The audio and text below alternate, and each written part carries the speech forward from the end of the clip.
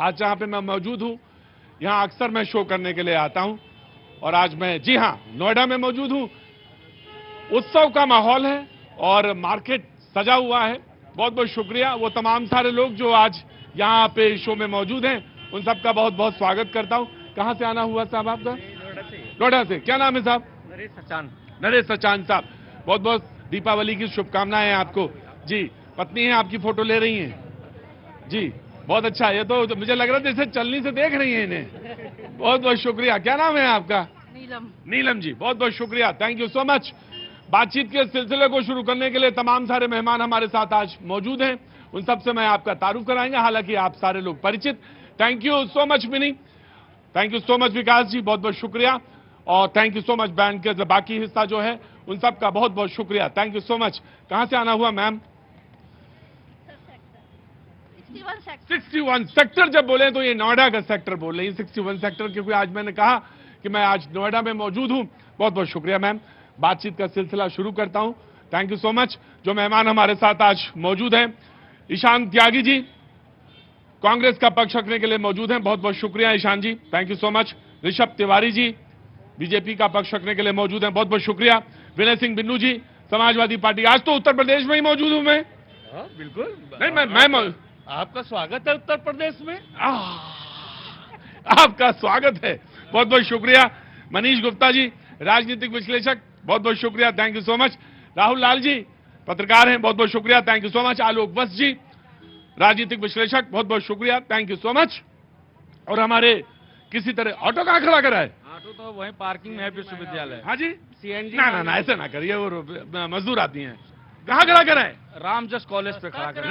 Ramjas college में खड़ा करा है। और फिर कैसे है यहाँ तक? वहाँ मेट्रो से आया हूँ। मेट्रो से आए? क्या कितना भाड़ा लगा यहाँ तक? 50 रुपए। 50 रुपया, बहुत अच्छी बात। और 2 ढाई 3 घंटा जो यहाँ रहोगे और फिर सवारी? अब तो सर वो 9 बजे तक तो पहुंचेंगे, यहाँ से टाइम भी तो लगता है जाने में। बिल्कुल अच्छा लगता है। ये ऑटो के एक चालक हैं और हमारी डिबेट में शरीक रहते। Thank you so much. जाम ना लगाइएगा, चलते रहिएगा, बहुत बहुत शुक्रिया, थैंक यू मैम। खरीदारी करने के लिए आई हैं, हो गई? क्या क्या ले लिया? साड़ियां ली हैं आपने? वाह। हाँ जी, फॉल लगाने के लिए दी। अच्छा, फॉल लगाने के लिए दी है, बहुत अच्छी बात है, वाह क्या बात है। तो कहीं साड़ी फॉल लग रही है और कहीं चुनाव में जो है, हाँ जी फॉल हो रहा है। नहीं कहीं कहीं चुनाव के लिए माहौल बन रहा है। आज अखिलेश जी ने कहा कि बटेंगे तो कटेंगे का जो नारा है बीजेपी की फैक्ट्री में तैयार हुआ है। और एक बात, जो पहले मुद्दे की शुरुआत मैं यहीं से करूंगा, फिर मैं डिबेट के दूसरे हिस्से पे आऊंगा, दूसरी बातचीत कहूंगा। उन्होंने कहा कि बटेंगे तो कटेंगे के नारा जो है बीजेपी की फैक्ट्री, मतलब देखिए, जो माननीय राष्ट्रीय अध्यक्ष जी ने कहा है वो सही कहा, क्योंकि भारतीय जनता पार्टी की ऐसी छोटी छोटी फैक्ट्रियां हैं जहां पर ऐसी चीजें बनाई जाती हैं। लोगों के अंदर कैसे नफरत भरना है, कैसे लोगों को लड़ाना है, कैसे हिंदू मुसलमान करना है, कैसे युवाओं को रोजगार से दूर रखना है। जैसे ये बोलते हैं, तुम्हारे अंदर कैसे एकदम से प्रतिक्रिया कैसे होने लगती है? एकदम से होने लगती है। ये उस समय नहीं बोलते हैं जब हम कटते हैं, जब हमें काटा जाता है तब ये नहीं बोलते हैं। ये तब बोलते हैं जब हम कट जाते हैं तो जनता को गुमराह करने के लिए ये नया बखेड़ा खड़ा कर देते हैं। अब हम गुमराह होने वाले नहीं हैं। ठीक, बात पूरी करिए। कटना और बांटना, मैं समझता हूं कि उत्तर प्रदेश के मुख्यमंत्री के मुखान बिंदु से ऐसे शब्द अच्छे नहीं लगते हैं, क्योंकि उत्तर प्रदेश के आप मुख्यमंत्री हो। काटने और बांटने की बात करते हो, ऐसी नफरत को फैलाने की आप बात करते हो। आप बात करते कि हम युवाओं को रोजगार देंगे। उन्होंने इतिहास के परिप्रेक्ष्य में ये बात कही। उन्होंने कहा कि मैंने जब पूछा गया तो उन्होंने कहा मैंने इतिहास के परिप्रेक्ष्य में बात कही, क्योंकि जो इतिहास में जो हुआ है पाकिस्तान में चाहे बांग्लादेश में, उसके परिप्रेक्ष्य में बात। देखिए, वो झूठ के पाठशाला के कश्मीर में पाठशाला है। 40% हिंदू थे और 52% मुसलमानों ने कश्मीरी हिंदुओं को वहां। दूसरा हिस्सा, ये डिबेट का एक हिस्सा है, एक सिरा मैंने बात करी, वो उधर वाले सिरे पे बात कर रहा था। दूसरा सिरा जो है वो चुनाव का है। महाराष्ट्र में लगभग जो सीटों का बंटवारा है वो लगभग तय हो गया है, और महायुति वाले और महाविकास अघाड़ी दोनों का लगभग तय हो गया। तो चुनाव का स्थिति वहां भी है, चलना वहां जरूर होगा। लेकिन सबसे पहले झारखंड में मैं आपको दिखूंगा, झारखंड पहुंचूंगा, उसके बाद वहां पहुंचूंगा। बातचीत के सिलसिले को मरहूम बाबा सिद्दीकी के बेटे जिशान सिद्दीकी ने कांग्रेस छोड़कर, जहां से वो मौजूदा विधायक थे, वहां से छोड़ के उन्होंने अजित दादा की पार्टी ज्वाइन कर ली। और उसके बाद उन्होंने एक स्टेटमेंट दिया कि कांग्रेस की फितरत में है धोखा। ये उन्होंने तुरंत कहा। मरहूम अभी बाबा सिद्दीकी की जो हुई उसके बाद उनके बेटे का टिकट कटा, उन्होंने कहा कि कांग्रेस की फितरत में है धोखा। जी प्रतीक जी, मेरी पूरी संवेदना है जिशान सिद्दीकी जी के साथ और उनके पूरे परिवार के साथ जो हुआ बाबा सिद्दीकी जी के साथ, क्योंकि वो हमारे भी बहुत पुराने बहुत दुखद है। हाँ। हमारे भी बहुत पुराने नेता थे और बड़े अच्छे व्यक्ति थे। मैं तो मिला हूं उनसे, उनका स्वभाव बहुत अच्छा था। उनके साथ जो हुआ है वो ये दिखाता है कि महाराष्ट्र की लॉ एंड ऑर्डर की क्या स्थिति है आज की स्थिति में। और देखिए, जिशान भाई से पहले बाबा सिद्दीकी जी ऑलरेडी कांग्रेस छोड़ चुके थे, वो एनसीपी का दामन थाम चुके थे। तो जाहिर सी बात है, उनको जब बाबा सिद्दीकी जी कांग्रेस में थे, पहली बात, हाँ ये बड़ी महत्वपूर्ण बात है, जब वो कांग्रेस में थे तो जिशान को टिकट मिला वहां से और वो एमएलए बने वहां से। तो जाहिर सी बात है, उन्होंने धीरे धीरे पार्टी का काम करना छोड़ दिया था कुछ समय से, जब से उनके पिताजी ने कांग्रेस पार्टी छोड़ी थी। तो ये तो लाजमी था, उनका टिकट कटना था। मेरी पूरी संवेदना है उनके साथ, लेकिन राजनीति अपनी जगह और जो उनके साथ पर्सनल वो लॉस हुआ है वो अपनी जगह। क्या जिशान अपनी सरकार से, क्योंकि अब वो एनसीपी में जा चुके हैं, क्या वो महाझूठी सरकार से ये पूछ पाएंगे कि उनके पिताजी के साथ ऐसा क्यों हुआ? क्या वो ये पूछ पाएंगे कि लॉरेंस बिश्नोई, जिसका नाम इस पूरे मामले में सामने आ रहा है, केंद्र की सरकार मुंबई पुलिस को उसकी कस्टडी क्यों नहीं दे रही है? क्या ये वो पूछ पाएंगे कि दिन दिहाड़े महाराष्ट्र में, मुंबई में, जो कि केंद्र है पूरे महाराष्ट्र का, मुंबई में इस तरह की गोलीबारी हो जाती है? और एक बड़े राइट, मैं आता हूं। उन्होंने कहा कि उन्होंने काम छोड़ दिया था इसीलिए टिकट। क्या आप पहले बोलेंगे? पहले मैं बीजेपी को दे देता हूं। वेरी क्विक, 5 सेकंड से ज्यादा नहीं दूंगा जी। 11 से ज्यादा अपराधी अलग अलग स्टेट से पकड़कर लाए जा चुके हैं। हत्याकांड की सारी जांच हो गई है। कांग्रेस ये नहीं कह सकती कि जांच नहीं हो रही, पकड़े जा रहे हैं लोग। राइट, ठीक। प्रतीक भैया, सबसे महत्वपूर्ण विषय यह है कि उन्होंने कहा क्या? उन्होंने कहा धोखा। एक ऐड आता था जब इंडिया पाकिस्तान का मैच चलता था, मौका मौका मौका। कांग्रेस पार्टी के फितरत में है धोखा, उनके नीति में है धोखा, नेतृत्व में है धोखा। इतने सालों से कार्य करते रही, गरीबी का नारा देते रही, गरीब को गरीब रहने पे मजबूर किया, उसे कहते हैं धोखा। उनके साथ वही वफादार हो सकता है जो गांधी परिवार की परिक्रमा लगा सकता है। उनके लिए वही वफादार हो सकता है जो चाटुकारिता कर सकता है। उनके लिए वही वफादार हो सकता है जो हिंदू कटेंगे तो मौन धारण। अरे हल्ला क्यों मचाते हैं आप? उनको मचाने दीजिए। उनके साथ हैं जी। हल्ला मचाने वालों के साथ है तो बिल्कुल मेरे साथ नहीं है। फिर आप हल्ला मचाने वालों के साथ, मैं बिल्कुल ऑफकोर्स, मैं आपको ऑफकोर्स दे दूंगा, विदिन कांग्रेस को मैं दे दूंगा बातचीत के सिलसिले को। आज थोड़ा सा हैप्सर्ड है, दाएं बाएं है, मुझे भी आगे पीछे आना पड़ेगा। कहां से आए हैं? जी, कहां से आना हुआ? मैं अपने घर से आया। अरे घर से तो आए तो पड़े, इतना तो मैं भी समझता हूँ, कॉमन सेंस तो है।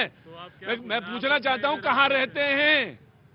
इधर सेक्टर 46। मुझे तो लग रहा है आप कंफ्यूज आदमी हैं जी। सर, मैं सेक्टर 76 से आई हूँ। हाँ। सर, मेरे फादर आपके बहुत बड़े फैन हैं। थैंक यू सो मच, बहुत बहुत आप शुक्रिया। बोल दीजिए मुकेश जी हेलो फ्रॉम पटना। अरे ये तो यहाँ पे तो प्रोग्राम चल रहा है। मुकेश जी नमस्कार, बहुत बहुत शुक्रिया, थैंक यू सो मच। आप मेरा प्रोग्राम देखते हैं, बहुत बहुत शुक्रिया, thank you so much ma'am. जितनी देर प्रोग्राम में मन हो उतनी देर रहिएगा, बातचीत के सिलसिले से जुड़िएगा और फिर बातचीत का सिलसिला आगे बढ़ाएंगे। ऑफकोर्स बीजेपी को कंप्लीट करने दीजिए and then I will come to you. जी सर, 2 बातें हैं। पहली बात, जो समाजवादी पार्टी के मुखिया और खड़े पैनलिस्ट ने कहा कि भाजपा के पास कोई ऐसी फैक्ट्री है क्या, तो मैं इनसे पूछना चाहता हूं, कांग्रेस और इंडी गठबंधन के पास ऐसा कोई सांचा है क्या जो घुसपैठियों को अपने आप का ढांचे में शामिल कर? अरे वकील साहब कहां से आ गए? अरे मैं आप ही से पूछ रहा हूँ, आइए सर, कहां से आ गए? हम तो आपके सामने से आ रहे हैं, वही सामने से आ रहे हैं। अच्छा, खरीदारी के लिए आए हैं? हाँ जी, आपके लिए। क्या नाम हो गया? मेरा नाम प्रदीप भाटिया। क्या ले लिया मेरे लिए? अरे आपकी शक्ल देखने के मैंने कहा कि मेरे लिए भी ले लिया। Very quick. अगर ये बार बार कहते हिंदू मुस्लिम, सर अगर हिंदुओं पे अत्याचार होगा, आवाज उठाना आपको हिंदू मुस्लिम लगता है तो ये गुनाह 100 बार करेंगे। क्या बात करते हो आप? अगर कोई हिंदू पे अत्याचार होगा, आप चाहते हो मुंह बंद करें, क्योंकि राजनीतिक लड़ाई आप लोगों के लिए होगी, हिंदू मुस्लिम के लिए। हमारे लिए हर धर्म का सम्मान करना है। अगर हिंदू के लिए आवाज उठाना किसी दूसरे धर्म को नीचे दिखाना नहीं है।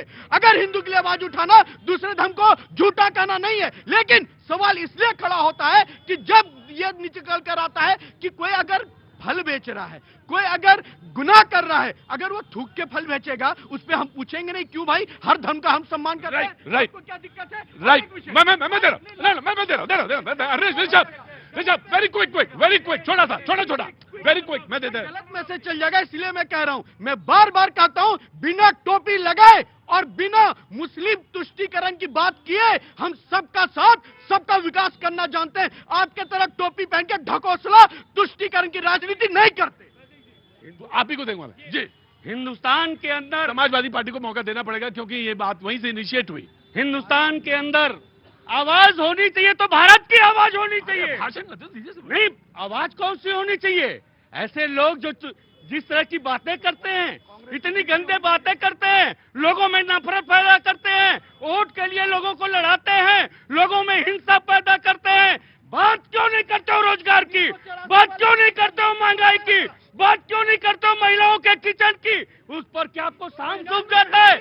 झूठ बोलते हैं ये, झूठ के पाठशाला के लोग हैं। एक सेकंड, ये झूठ के पाठशाला के लोग हैं। बात करते हैं ये हिंदुस्तान की, बात करते हैं ये, कहते हैं हम सर्वधर्म और पता नहीं क्या क्या, ये कुछ नहीं करते इनके। राइट नहीं, तो मैं आपसे केवल एक छोटा सा सवाल पूछना चाहता हूं। नेताजी का वक्त भूल गए? श्री मुलायम सिंह यादव का, जो मायावती बहन मायावती जी के साथ जो दुर्घटना हुई थी वो भूल गए? स्त्री का सम्मान था वो। अगर इसका जवाब दे देंगे तो मैं कहूंगा कि हाँ, आपकी समाजवादी पार्टी को मैं वोट दूंगा। राइट कांग्रेस, ऑफ कोर्स आप इसका जवाब दीजिएगा, सोचिए तब तक। अभी ऋषभ तिवारी जी ने बहुत बड़ी बड़ी बातें करी हिंदू मुसलमान को लेके कि ये हिंदू मुसलमान नहीं करते। आपको याद हो तो 2014 से पहले जब मोदी जी आए थे और केंद्र की राजनीति में वो आए थे, तो बात चली थी 2 करोड़ रोजगार लेके आनी थी, बात चली थी कि किसानों की आय 2 गुनी कर देने की, बात चली थी कि देश को मैन्युफैक्चरिंग में ले जाने की और मेक इन इंडिया करने की, बात चली थी कि डिफेंस को हम और मजबूत करने की, आर्मी को और मजबूत करने की। लेकिन आज स्थिति ये आ गई है कि भारतीय जनता पार्टी, आप बच्चे से पूछ लेंगे, जितने लोग यहाँ खड़े हुए हैं, जितने नौजवान यहाँ खड़े हुए हैं, जितने बुजुर्ग साथी हमारे यहाँ पे खड़े हुए हैं, लोग खड़े हुए हैं, आप उनसे अगर एक सवाल पूछ लीजिए कि हिंदू मुसलमान की राजनीति या हिंदू मुसलमान के नाम पे बांटने का काम अगर कोई पार्टी करती है तो वो कौन सी पार्टी है, और लोग आपको जवाब दे देंगे कि वो भारतीय जनता पार्टी करती है। इन्होंने धोखे की बात करी, क्योंकि इन्होंने धोखे पे मेरे को बोला कि कांग्रेस पार्टी की फितरत में धोखा, इन्होंने ये बोला, जिशान ने बोला, इन्होंने इसी बात को रिपीट किया। हाँ, तो जिशान का स्टेटमेंट रखा, वो तो मैंने बोला। मैं बता देता हूं धोखा कौन करता है। पीडीपी के साथ इन्होंने धोखा किया, आज खत्म हो चुकी पीडीपी। जेजेपी की इनकी साथी थी, आज वो खत्म हो गई है। एलजेपी चिराग पासवान और इनके चाचा में पशुपति पासवान में लड़वाने की रणनीति भारतीय जनता पार्टी ने करी। देखिए, सेंटिमेंट से खेलना और सेंटिमेंट को राजनीति रूप से यूज करना कांग्रेस बेहतर जानती है। अरे मल्लिकार्जुन खड़गे जी, जिसको दलित का चेहरा बना के वोट मांगते फिर रहते, दरवाजे के झरोके से झांक रहे थे। और सबसे बड़ी बात, और दूसरी बात, इन्होंने 4 विषय उठाए हैं, किसान जी 4 विषय उठाए हैं। जब आप क्लैरिफाई कर देना, आप क्लैरिफाई कर देना, इन्होंने झूठ बोल दिया, मैं क्लैरिफाई करूंगा अभी। आप क्लैरिफाई कर देना, क्लैरिफाई कर दीजिए ना। आपने देखी वो तस्वीर जिसमें मल्लिकार्जुन खड़गे जी अंदर बैठे हुए थे? बोला आज पेपर में नहीं, तो ये गलत बोल रहे हैं ना। इनकी पूरी मशीनरी झूठ पे चल रही है, इनके सारे नेता झूठ पे चल रहे हैं, इनके सारे प्रवक्ता झूठ पे चल रहे हैं। ये इन्होंने ईशान त्यागी जी ने 4 सवाल उठाए, उस 4 सवाल का जवाब दे रहा हूं। इन्होंने कहा भारतीय जनता पार्टी जब आई थी तो 2 करोड़ रोजगार की बात करके आई थी। इनडायरेक्टली 2 करोड़ 80 लाख स्टार्टअप और अन्य योजना के तहत रोजगार दिए किसान की।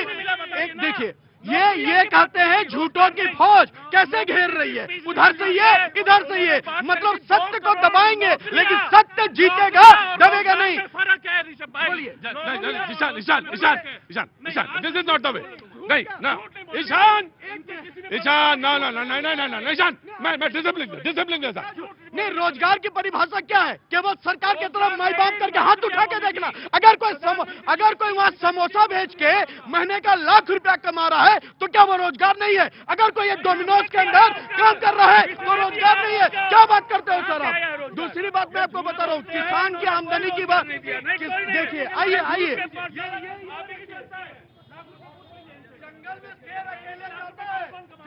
फिर अकेले जाता है और घेरने ये के लिए आराम आराम से आप अपना पेशेंस संभाल के रखिए, पेशेंस के साथ रहिए जी। किसान पे एक लाइन बोलना चाहूंगा। किसान की दुगनी आयु की बात कर रहे थे, खरीफ फसल रबी फसल की 4 गुना 634 से 2200 रुपए के अप्रोक्सीमेटली हमने लेकर आए। और एक बात, एक पर्टिकुलर संगठन ही पूरे किसान को रिप्रेजेंट नहीं करता है। Right right, I have taken your points ji. देखिए, इन्होंने एक चीज अभी बात की घुसपैठियों को लेकर और हिंदू मुस्लिम के तमाम मामले अभी ऋषभ जी ने बड़े गंभीरता के साथ उठाए हैं, लेकिन मैं ये पूछ रहा हूं कि भाई सीमा सुरक्षा किसकी जिम्मेदारी है? घुसपैठिए घुस कैसे जा रहे हैं देश में? क्योंकि रोहिंग्या घुसपैठियों की पूरी जो समस्या शुरू हुई है 2014 के बाद से शुरू हुई है। सुन लीजिए ना, एक पूरा घटना नहीं, बड़ी संख्या गृह मंत्रालय के आंकड़े रख रहा हूं मैं। बीजेपी 2009 से बोल रही थी। मैं कह रहा हूँ गृह मंत्रालय का आंकड़े देख लीजिए कि 2014 से पहले कितनों को स्वीकार किया गया और 2014 के बाद कितना है।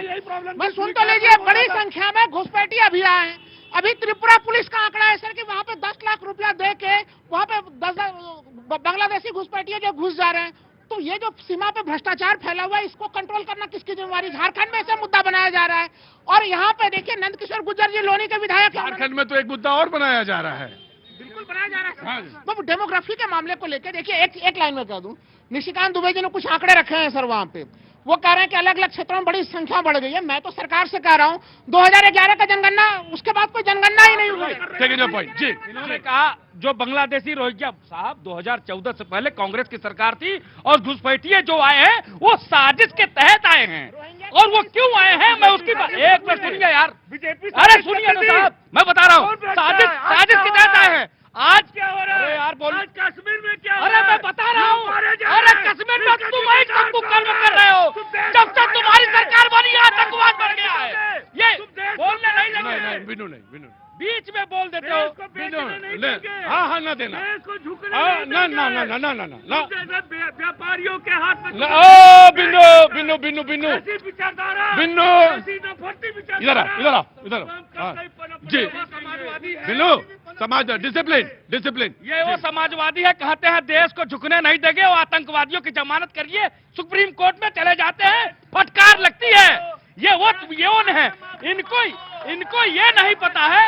अरे सरकार जब वो कहता है यूनिवर्सिटी से कि भारत तेरे टुकड़े होंगे इंशाल्लाह, तो ये ताली बजाते हैं और उसको साथ में लेकर के। राइट, डिबेट का इशू पे लौटिए, जी। इनकी बात का मैंने जवाब दिया था, लेकिन जो डिबेट है मैं उस पर बोलना चाहता हूँ, लेकिन इन्होंने मुझे उलझा दिया, मैं उसका जवाब दिया हूँ। डिबेट का उलझा नहीं दिया हूँ, इन्होंने मुझे जो उलझाया। बिनु क्या है ये तरीका? रोजगार पे बोले, अच्छा बोले, हिंदू मुस्लिम, अच्छा बोलेंगे। अब आप चुप रहेंगे। हाँ जी। तो रोजगार की बात करते हैं आप। 2024-19 में भारतीय जनता पार्टी की सरकार 2014 से ज्यादा सीटें लेकर के आई। 2024 में फिर से एनडीए की सरकार, मोदी सरकार। इसका मतलब यह है कि जनता मोदी सरकार से खुश है और आपको 99 बलात्कार करके रखी हुई है, इसलिए कि आपके मन में पाप है, देश को भरोसा नहीं। ना अब प्रतीक जी पूरी हिंदू मुस्लिम की राजनीति होगी। इन्होंने एक बात उन्होंने बोला कि उन्होंने उलझाया। अब जो मैंने पूछा 2014 से 2019, 2019 के बाद 2024, उसका एक सवाल रखा। मैं दे दूंगा अभी, इसके बाद दे दूंगा। हिंदू मुस्लिम की बात इन्होंने शुरू की। मैं सिर्फ ये कहना चाहता हूँ कि जब बीजेपी पैदा मैं दे दूंगा। अच्छा ये मेरे पे आक्षेप लगा रहे हैं ना, मैंने शुरू करी, मैं 2 लाइन में खत्म कर देता हूँ। मुझसे वादा करिए कि इसके बाद ना हिंदुओं का जिक्र होगा पूरी डिबेट में, ना मुसलमानों का जिक्र होगा, सिर्फ और सिर्फ विकास की बात होगी कि पिछले 10 साल में विकास की गंगा कितनी बह चुकी है बीजेपी सरकार में। सिर्फ मैं 2 लाइन पढ़ देता हूँ। हम क्या बनाने चले थे, क्या डिबेट पे आगे आइए ना, हम क्या बनाने चले थे, क्या बना बैठे, कहीं मंदिर बना बैठे, कहीं मस्जिद बना बैठे। हमसे अच्छे तो परिंदे हैं, कभी मंदिर पे जा बैठे, कभी मस्जिद पे जा बैठे। तो ये लड़ाने की बातें नहीं देखिए, फिर इमोशनल क्यों? इमोशनल क्या? विकास का 2 करोड़ लोग मिल गए, जीडीपी पर कैपिटा में आज हम $2,500 पे पड़े हुए हैं। आप देश का रुपया उठा लीजिए डॉलर की, उसमें आप सुने राइट। एक मिनट मैं प्लीज एक मिनट। आप विकास को मैंने आपको चांस दिया था, now you have to answer. अब आप आंसर देंगे, सवाल ये पूछेंगे जी। मैं ये पूछ रहा हूँ, जीएसटी कलेक्शन, इनडायरेक्ट टैक्स का कलेक्शन देश में कितना हुआ? कस्टम ड्यूटी का कलेक्शन देश में कितना हुआ? अरे बीच में बोलिए, बीच में कैसे बोलेंगे आप? देखिए, मेरे से क्वेश्चन आंसर मत करिए, आपको आंसर आपको देना है। अरे आप क्यों नहीं बता रहे? मैं बोल रहा हूँ आपको, सुनिए जनता की कोई प्रकाश अरे सुनिए, बताइए। नाराज क्यों हो रहे जीशान? नहीं, जीडीपी पर कैपिटा बताइए। जीशान नाराज नहीं होते? आप पर कैपिटा इनकम पर इसलिए बात कर रहे हैं क्योंकि देश की जनसंख्या बढ़ रही है। देश का जीडीपी कलेक्शन 1.5 लाख करोड़ का हो चुका है पर एक महीने का। जो पहले, अरे यार पैसा कहाँ से आ रहा है? पैसा जनता से आ रहा है। इनकम टैक्स का कलेक्शन 40% बढ़ गया। कहाँ से बढ़ गया? इनकम टैक्स अगर बढ़ रहा है। दिक्कत तो ये है कि बड़े आराम से जनता देख रही थी इत्मीनान के साथ। इससे अच्छा तो हाजी, इससे तो ज्यादा बेहतर यह है कि जनता चुपचाप बैठ के देखती रहे आपको और आप ऐसे ही लड़ते रहो। ये ठीक नहीं है, ये गलत बात है। डिबेट करिए, डिबेट की तरीके से करिए। जी, आप वहां पे आपको सवाल बोलने का मौका दे दूंगा मैं। जी, अब बिनु जी, डिबेट का टेम्परामेंट आप ही ऊपर कर देते एक मिनट। जी, अभी बात चल रही थी बटेंगे तो कटेंगे। जिन लोगों ने अतीक अहमद, मुख्तार अंसारी, नवाज, इन जैसे लोगों को पैदा किया, वो काटते थे या बचाते थे? तो और देश के बाहर जितनी भी कंट्रीज है, बांग्लादेश है, पाकिस्तान है, म्यांमार है, इन सब में जिस तरीके की वारदात हो रही है, अगर हिंदू एकजुट नहीं होगा तो निश्चित तौर से कटेगा। इसलिए जो भी हिंदू को एकजुट करने की बात करता है, वो उनको बचाने की बात करता है, उनके मान सम्मान की बात करता है। और जिस किसी ने भी ये संविधान में तो कुछ चीजें लाइन लिखी है ना। तो संविधान में ये तो नहीं कहा गया है कि आप एकता नहीं रख सकते हैं। हिंदू एक हो जाए, हिंदू देश एक देश एक रहेगा। लेकिन अगर सत्संग संभव है, हिंदू में सही सुनता है, हिंदू कभी भी किसी के right I am taking up. मैं एक तरीका यही बनता है, इनको दूंगा उसके बाद ही आपको दूंगा। बिनु एक चीज ध्यान रखिएगा, इधर यहाँ पे खड़ेंगे, इसके अलावा यहाँ नहीं जाएंगे आप। मैं अगर वो संविधान की बात करते हैं तो आर्टिकल 28, 29 मतलब मुसलमान को आप दे रहे हैं। मैं देखो मैं हिंदू मुसलमान नहीं। मैं चलिए कटेंगे तो बटेंगे, उस पे 2 लाइन। मैं आपकी राय लूंगा, बिल्कुल राय लूंगा। मैंने एक बार राय आपकी ली है। जी हाँ जी, इत्मीनान के साथ अब टेम्परामेंट नीचे रखेंगे। आज हम उत्तर प्रदेश में नोएडा में खड़े हैं। अभी बात कर रहे थे हमारे बीजेपी के मित्र विकास की, हम बात करेंगे, हिंसा फैलाने की बात नहीं करेंगे, नफरत की बात नहीं करेंगे। तो हम बात करते हैं, नोएडा में खड़े हैं। बता दें, भारतीय जनता पार्टी ने अपने इतने साल के शासन में उत्तर प्रदेश के अंदर, नोएडा के अंदर कौन से विकास के आयाम की एक ईंट रखी है? बता दे। मैं एक ही बात बता देता हूं। ये वो नोएडा है जहां मुख्यमंत्री इस डर से नहीं आते थे कि सत्ता चली जाएगी। ये वो नोएडा है, यही मैं तो एक ही बता दिया, बस एक ईंट। मैंने मुझे ज्यादा नहीं बताना। इस नोएडा के बारे में लोग कहते थे, अब मैं तुम ले कि इस नोएडा में मैं नहीं आऊंगा, क्योंकि जाते ही वहां लखनऊ पहुंच नहीं पाते थे और सीट बदल जाती थी। ये तो मैं तो एक ही बात बताई, अब कहा मिल गई चांस। आपने सवाल, बिन्नू सवाल तुमने, सर वहां जाइए आप। बिन्नू आपने सवाल पूछा, मैं आपके सवाल का काउंटर फिर आपके पास आ जाऊंगा। ठीक, जस्ट जी। प्रतीक भैया, 2-3 विषय निकल कर आ रहे हैं। पहला कि विकास पे बात होनी चाहिए। भाजपा जो है हर समय हिंदू मुस्लिम करती है, ये कांग्रेस कर रही है। मैं बता रहा हूं, ठीक है सर, हम बात करना बंद कर देंगे। आप अगर हिंदुओं को जातियों में बांटना बंद कर देंगे, संसद में खड़े होकर तुम्हारी जाति क्या है, तुम्हारी जाति क्या है, देश को जातियों में तोड़ना बंद कर देंगे, तो हम भी इस पे बात करना बंद कर देंगे। क्या बात करते हो सर? जाति में तोड़ेंगे आप, हिंदुत्वीकरण करेंगे आप, और हमसे बोलेंगे कि बात ना करो। बार बार सीना ठोक के बात करेंगे अगर किसी हिंदू पे अत्याचार होगा। मैं आ गया। बड़ा हल्ला बचाते हैं भाई, ये प्राणी सूख जाते हैं। नमस्ते, क्या नाम है आपका? बबली जी नमस्ते। आपको दीपावली की बहुत बहुत सारी शुभकामनाएं। तो आज इधर मार्केट में आई थी आप, तो घूम रही थी या कुछ ऐसे ही घूम रहे थे? बहुत अच्छा, बहुत बहुत शुक्रिया। मैम कहाँ से आना हुआ आपका? ग्रेटर नोएडा से। थोड़ा दूर है, नोएडा का बगल वाला इलाका ग्रेटर नोएडा, जो बहुत सुदूर दिल्ली में या जो यहाँ का शो देखते हैं नोएडा में, तो उनको बता दें, नोएडा और ग्रेटर नोएडा थोड़ा सा एक यहाँ से फासले पे इंस्टीट्यूट के हैं पढ़ाई। कोई बात नहीं है, तुमने, मैंने तो देख लिया था, मेरी नजर पड़ गई थी, और कोई बात नहीं। जर्नलिज्म का विद्यार्थी कहीं का हो, स्वागत है उसका। क्या नाम है आपका? तनिषा। और आपका? रिद्धि। और आपका? आस्था। मैं सोचा था सिद्धि। बहुत बहुत शुक्रिया, बहुत बहुत शुभकामनाएं। कोई कंपटीटर नहीं है किसी का, है ना। अभी तो आप स्टूडेंट, अभी तो आपको पत्रकारिता की पढ़ाई कर रही है ना। बहुत बहुत शुक्रिया। सीखने आए हैं, मतलब हमको भी जानने को मिल रहा है कि यहाँ पे कुछ सीखने को मिलेगा नहीं तुम्हें बस।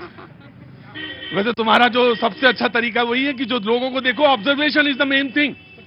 माइन्यूट, मैं माइन्यूट, मैंने बोल दिया माइन्यूट ऑब्जर्वेशन रखो, धीरे धीरे होगा वो, प्रैक्टिस से होगा, है ना। God bless you ji. मैं आया जनाब जी, very good very good. Second में कुछ विषय रह गया। इन्होंने कहा इसी नोएडा में खड़े हो, बता दो क्या विकास किए। थोड़ा सा अगर अपना समाजवादी का साइकिल घुमाएंगे ट्रिंग ट्रिंग करके, अगर ग्रेटर नोएडा पहुंच जाएंगे तो वहां पे देखेंगे अनेक उद्योग लगे हैं, फैक्ट्री हब बना है, मुंबई कॉरिडोर बना है, और हायर कंपनी, एप्पल का मैन्युफैक्चरिंग, सैमसंग का डिस्ट्रीब्यूटिंग जोन, स्पेसिफिकल इकोनॉमिक जोन के तहत, index of business, easy of doing business के तहत। देखिए ये देखिए, कोई उद्योग नहीं। सबसे ज्यादा मोबाइल की मैन्युफैक्चरिंग का। और एक बात बता रहा, दिक्कत क्या है कि समाजवादी पार्टी के संस्कार में है गुंडागर्दी। मैं याद नहीं लूंगा, याद बस नहीं, बस गुप्ता जी थोड़ा पीछे, थोड़ा सा पीछे हो जाए, थोड़ा पीछे हो जाए, थोड़ा मुझे मालूम है सर, थोड़ा सा पीछे। कांग्रेस, मेरे महाज्ञानी दो मित्रों से केवल 2 सवाल पूछ लीजिए। विकास की गंगा ईशान पूछिए। बताइए Manish Gupta ji, GDP per capita क्या है, और अगर विकसित देश अगर आपको बनना है तो आपकी जीडीपी पर कैपिटा कितनी होनी चाहिए? आप मुझे बताइए, अमेरिका की कितनी है, यूरोप में कितनी है देशों की, ऑस्ट्रेलिया की कितनी है, और ब्राजील की कितनी है? और इनसे ये पूछिए कि उत्तर प्रदेश में विकास की बात करते हैं ये लोग, इनसे पूछिए कि कितने पावर प्लांट इन्होंने उत्तर प्रदेश में पिछले 10 सालों में लगाने का काम किया, लगभग 10 साल होने वाले, 7 साल में लगाने का काम किया है।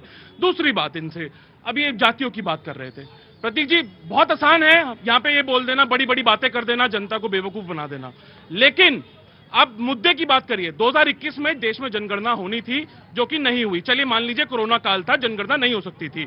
उसके बाद श्रीलंका जैसे देश ने अब जाके जनगणना करवा ली है। आज 3 साल से ज्यादा निकल चुके हैं, 100 चुनाव हमने लड़ लिए, 100 रैलियां सभी पार्टियों ने कर ली, देश में अभी तक जनगणना नहीं हुई। क्या ये पता होना चाहिए कि नहीं पता होना चाहिए कि देश में कितनी जातियां हैं, उनकी कितनी भागीदारी है, उनको कितने रिसोर्सेज मिलने चाहिए? आपको भी मालूम है प्रतीक जी कहीं ना कहीं अंदर कि देश में जो निचला तबका है वो आज भी इतना नीचे गिर चुका है देश में कि उसके पास 2 वक्त की खाने की रोटी नहीं है। तो ये पता होना चाहिए देश में कितनी जातियां हैं, कितनी भागीदारी है, और उसके हिसाब से कितने संसाधन उनमें बंटने चाहिए। बहुत छोटी सी बात, अभी इनके प्रधानमंत्री इनके नहीं, हमारे भी, आपके भी, मैं बोल रहा प्रधानमंत्री जी बोल रहा हूँ, प्रधानमंत्री जी और पूरी बीजेपी पार्टी, चाहे इनके प्रवक्ता हो, शीर्ष नेतृत्व हो, कोई भी नेता हो, हल्ला नहीं। 1947 में देश आजाद हो गया था, कांग्रेस ने सबसे ज्यादा राज किया इस देश में। अगर वो ये अपना जो रोजगार और इन सब की बातें करना चाहते हैं, अपना बता दें 60 साल 70 साल में क्या किया इन्होंने, बता देना क्या किया उन्होंने सबसे ज्यादा। कांग्रेस ने हिंदू मुस्लिम किया है, भाजपा नहीं कर पाई, सब कांग्रेस ने हिंदू मुस्लिम किया है, और फिर समाजवादी पार्टी आ गई। प्रियंका गांधी, मैं आपकी एक बात, मैं इस बात से सहमत हूं कि जनगणना तुरंत और फौरी तौर पे शुरू यार उसका होना चाहिए। आई एग्री विद यू जी, आई एग्री विद यू। उसमें इस बार प्रोविजन किया है। मैं खुद ही पलट के सवाल पूछ ही रहा हूं आपसे। जनगणना जरूरत है। दूसरी बात कि तमाम मिनिस्ट्रीज के आंकड़े आते हैं, उसमें अलग सर्वेस में आते हैं, उसके पैसे खर्च होते हैं। तो अगर एक सम्मिलित हो तो बहुत जल्दी हो, कब और कितनी जल्दी ये होना चाहिए, ये बात हाँ जी, ऑफ कोर्स। इन्होंने प्रश्न पूछ लिया, बीच में टोका टिप्पणी नहीं किया, अब जवाब दे रहा हूं। पहला बात इन्होंने पूछा, पर कैपिटा की बात कही, 2014 में 78,000 था, आज 1 लाख के अप्रोक्सीमेटली है, तो ये हमारे ग्रोथ रेट को दिखाता है। पहली बात देखिए, ये चिल्लाने लगे। Ishan you will get the chance, नहीं Ishan you will get the, no this is very bad, इधर प्लीज जी। दूसरी बात, जाति की बात कही, जाति भाई, अरे आप क्या बकवास कर रहे हैं, आप जनता क्या, आपको मौका दूंगा ना। कोई झूठ नहीं बोला, सबके हाथ में मोबाइल है, चेक कर लीजिए। दूसरी बात मैं बता रहा हूं, इन्होंने जातियों की बात कही। ईशान त्यागी जी, अगर डिस्टर्बेंस करना है तो जनता आपको घर बैठा दी है, इसी नियत और नेतृत्व के कारण सीटें नहीं बचेंगी आपके पास। दूसरी बात, आपकी दिक्कत यह है ईशान ईशान आपकी no, this is not the way, this is not the way, please no. दूसरी बात मैं कह रहा हूं, जाति की बात आपने कही कि जनगणना जरूरी है। मैंने कहा जनगणना बिल्कुल, जरूरी। अगर जनगणना कराने की नीति विकास है, अगर जनगणना कराने की नीति विकास है, तो इस पर सवाल मैं इसलिए पूछता हूं कांग्रेस पार्टी से, जब राहुल गांधी जी से उनकी जाति पूछी जाती है तो सीना क्यों पीटने लग जाते हैं, क्यों तड़पड़ाने लगते हैं? और जो उच्च अधिकारियों की बात कही जाती है कि शीर्ष पे बैठा सचिवालय में क्यों एक पर्टिकुलर इस जाति का है, तो हमारे समय ज्वाइनिंग लेटर लिए थे क्या? जब ज्वाइन किए थे तो कांग्रेस की सरकार थी, हमारी सरकार नहीं थी। और एक बात, ये जातियों में इसलिए बांटना चाहते हैं क्योंकि इनको सत्ता सुध प्यारा है, और हम हर जाति का सम्मान करते हैं, हर धर्म का। एपीजे अब्दुल कलाम हमारे समय राष्ट्रपति बने, द्रौपदी मुर्मू जी हमारे समय राष्ट्रपति है, रामनाथ कोविंद जी हमारे समय राष्ट्रपति है। और मैं सीना ठोक के कहता हूं, हमारी पार्टी में कोई गांधी परिवार का आशीर्वाद की आवश्यकता नहीं, ऋषभ तिवारी भी कुछ भी बन सकता है। आप चिंता कीजिए कि राहुल गांधी आप पे कृपा कब बरसाएं। राइट, मुझे अपनी तरफ से शो चलाने दीजिए। डिबेट देख रही हैं? जर्नलिज्म के स्टूडेंट है, एक रेप्यूटेड इंस्टीट्यूट से हैं तीनों लोग, मैंने मेरी निगाह तो पड़ गई थी उनसे। बहुत अच्छा, स्वागत है। क्या देख रही थी? आपने सर हिलाया ऐसे ऐसे। हाँ, उन्होंने जो ये बताया कि जो जातिवाद अभी जो फैल रहा है और या जाति जनगणना की जो बात हो रही है, हाँ, उस पे वो जो बता रहे हैं कि जब कांग्रेस की जो सरकार रह चुकी है और जो उनके टाइम पे जो चल रहा था और जो अभी चल रहा है, तो उस बात पे आई एग्री की। तुम्हारा नाम क्या है? वो यू एग्री, मैंने देख लिया था, वो तो मैंने देख लिया था। एक चीज मैं बताना चाहता हूं, कभी कभी बोलने के तरीके में भी इतनी अदायगी होती है, बोलने का तरीका भी ऐसा होता है कि कुछ चीजें फैक्ट्स एंड फिगर्स के साथ अच्छी लगती हैं और लगता है कि ये ठीक बोल रहे हैं। मैं ये नहीं कह रहा हूं वो गलत बोल रहे थे, मैं ये कह रहा था, लेकिन एज ए जर्नलिस्ट आपका कर्तव्य है कि उसके चेक और क्रॉस चेक पे ध्यान रखा जाए, ठीक है ना? बोलने का तरीका भी ऐसा है कि आपको प्रभावित कर सकता है। आप तो जर्नलिस्ट हैं, आपको थोड़ी ना प्रभावित होना है, आपको तो मजबूती के साथ खड़ा रहना चाहिए। सबक नंबर पहला जी, मैं जवाब नहीं दिया हूं। बिल्कुल इन्होंने कहा जाति की और डिबेट में सारे बराबर हैं, चाहे ऑटो वाला हो चाहे कोई। हाँ जी, इन्होंने कहा जाति की जनगणना, मैं इनका कहता हूं ठीक है, आप जाति की जनगणना कराइए, अगर हिंदुओं का करा रहे हैं तो मुसलमानों का भी कराइए। एक का जाति के नाम पर उसको तोड़ देना चाहते हो, उसको बिखरा देना चाहते हो ताकि वो पाकिस्तान बांग्लादेश बन जाए। हम अब नहीं बटेंगे। हम मैं फिर कह रहा हूं आपको, आपने क्या किया देश को बताना चाहता हूं, देशवासियों, कांग्रेस का पाप, जघन्य अपराध हिंदुओं के खिलाफ। ये जो वक्फ बोर्ड जो नाम का चला रही है ना, ये कोई संस्था थोड़ी ना थी। वक्फ बोर्ड एक ऐसा इन्होंने कानून बनाया कि इसको धीरे धीरे पाकिस्तान पर ले जाने की साजिश चल रही है देश में। मैं कट नहीं कराऊंगा, मुझे क्या करना है, you can not dictate me, you can not dictate me. लेकिन आपको काउंटर करना है वो करिए आप। हाँ जी, अभी मेरे साथी ऋषभ तिवारी जी ने, मैंने इनसे पूछा जीडीपी पर कैपिटा के आंकड़े बताइए। इन्होंने गलत बताया। मैं तो एक मौका और दे रहा हूं, आप पढ़ लीजिए एक बार और जीडीपी पर कैपिटा के आप आंकड़े निकाल लीजिए और सही बताइए। दूसरी बात इन्होंने परिवारवाद की करी कि परिवारवाद, सिर्फ इन्होंने हम पे आक्षेप लगाया कि परिवारवाद की बात। मैं देख लूंगा, तुम्हारी भी देखिए गुप्ता जी, एक ये लेखा जोखा है। मैं नहीं लूंगा, नहीं क्यों? मैं पोस्टर नहीं लूंगा, पोस्टर नहीं लूंगा, मैं पोस्टर नहीं लूंगा। टिकट जिनको मिले हैं मैं, वो किसके बेटे हैं, किसकी बेटी है, देखिए परिवार की पत्नी है, ये देखिए, ये परिवार के सारे आंकड़े हैं। एक परिवार है जो ईशान महाराष्ट्र में उन्होंने टिकट बांटे हैं। अब मैं नाम लेने जाऊंगा कई लोगों के, कई नेताओं के, कई इनके बेटों के, तो अच्छा नहीं लगेगा। परिवार एक है, परिवार और एक है वंश।